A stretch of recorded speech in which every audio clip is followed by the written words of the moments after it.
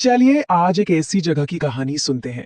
एक ऐसी जगह जहां एक पूरे पहाड़ को तराश कर मतलब आसमान से जमीन की ओर एक मंदिर बना दिया गया। जी हाँ, ये एलोरा की गुफाओं की वो हैरान कर देने वाली कहानी है जो शायद इंसानी हाथों से बनी सबसे अजब गजब चीजों में से एक है। अब जरा सोचिए, ये कोई आम बिल्डिंग नहीं है। यहाँ कुछ जोड़ा नहीं गया है, कुछ बनाया नहीं गया है, बल्कि एक पूरे के पूरे पहाड़ में से जो फालतू पत्थर था उसे बस हटा दिया गया। तो ये बनाने की नहीं, ये तराशने की कला है, और वो भी इतने बड़े पैमाने पर। कमाल है ना? और सच कहूं तो यही बात तो सबसे ज्यादा चौंकाती है। हमारे पूर्वजों ने, सोचिए तो जरा, नींव से छत की तरफ नहीं बल्कि आसमान से जमीन की तरफ एक पूरी दुनिया बना डाली। ये इंजीनियरिंग का एक ऐसा करिश्मा है जो आज भी, सही बताऊं तो, हमारी समझ से बाहर है। तो सवाल ये उठता है कि आखिर ये ऊपर से नीचे बनाने का तरीका ये काम कैसे करता था। चलिए निकलते हैं इस अविश्वसनीय जगह की यात्रा पर और इस इंजीनियरिंग के गहरे राज को समझने की कोशिश करते हैं।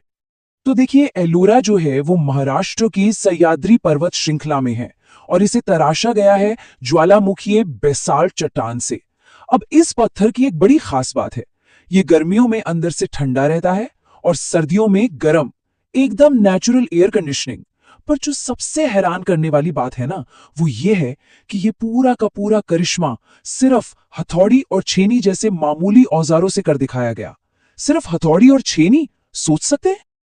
अच्छा, जब भी एलोरा की बात होती है ना, तो उसके पास ही मौजूद अजंता की गुफाओं का जिक्र भी आ ही जाता है, और कई बार लोग इन दोनों को एक ही समझ लेते हैं। पर सच तो ये है कि ये दोनों ही शानदार जगहें एक दूसरे से बहुत बहुत अलग हैं। तो चलिए आज इनके बीच का ये फर्क भी साफ कर ही लेते हैं। तो देखिए, जो सबसे बड़ा फर्क है वो ये है कि अजंता की असली पहचान है उसकी दीवारों पर बनी कमाल की पेंटिंग्स, और वो पूरी तरह से बौद्ध धर्म को समर्पित हैं। वहीं दूसरी तरफ एलोरा की जान बसती है उसकी मूर्तियों और नक्काशी में। और यहाँ सिर्फ एक नहीं बल्कि तीन तीन धर्मों का संगम है, बौद्ध, हिंदू और जैन। और हाँ, ये अजंता के बाद के जमाने में बनाई गई थी। तो चलिए अब इस कॉम्प्लेक्स के पहले हिस्से में कदम रखते हैं और देखते हैं कि बौद्ध गुफाओं के अंदर कैसी इंजीनियरिंग और कैसा जीवन छिपा हुआ था। ये है गुफा नंबर 10, एक प्रार्थना हॉल जिसे बढ़ाई का घर भी कहते हैं। अब आप सोचेंगे, पत्थर की गुफा का ऐसा नाम क्यों? वो इसलिए क्योंकि इसकी पत्थर की छत को इतनी सफाई से तराशा गया है कि देखने में वो बिल्कुल लकड़ी की बनी लगती है। और यहाँ की आवाज का जादू तो बस पूछे मत। अगर आप एक कोने में फुसफुसाकर भी कुछ बोलेंगे ना, तो वो पूरे हॉल में एकदम साफ सुनाई देता है। कमाल की अकाउस्टिक्स है। और यहीं पर उस जमाने के इंजीनियर्स की प्रिसिजन का एक और सबूत मिलता है। उन्होंने एस्ट्रोनॉमी का इस्तेमाल करके एक ऐसी खास खिड़की बनाई कि साल के कुछ खास दिनों में शाम को ढलते सूरज की किरणें ठीक उस खिड़की से अंदर आती हैं और सीधा सीधा बुद्ध की प्रतिमा के चेहरे को रोशन कर देती हैं। मतलब प्रकृति और आर्किटेक्चर का ऐसा जादुई मेल वाकई देखने लायक है। अब चलिए एक और चमत्कार देखते हैं, गुफा नंबर 5। अब ये कोई मामूली कमरा नहीं है, ये पहाड़ को काटकर बनाया गया एक बहुत बड़ा डाइनिंग हॉल था। जरा सोच कर देखिए, बौद्ध भिक्षुओं के लिए एक साथ बैठकर खाने की एक परमानेंट जगह जो आज भी बिल्कुल वैसी की वैसी ही है। और ये कोई छोटा मोटा हॉल नहीं था, यहां पर एक ही वक्त में 100 से भी ज्यादा लोग एक साथ बैठकर खाना खा सकते थे। ये उस दौर के कम्युनिटी लिविंग की, मतलब एक साथ मिलकर रहने की एक जीती जागती मिसाल है। तो चलिए अब हम एलोरा के दिल की धड़कन की तरफ बढ़ते हैं, गुफा नंबर 16, जिसे दुनिया कैलाश मंदिर के नाम से जानती है।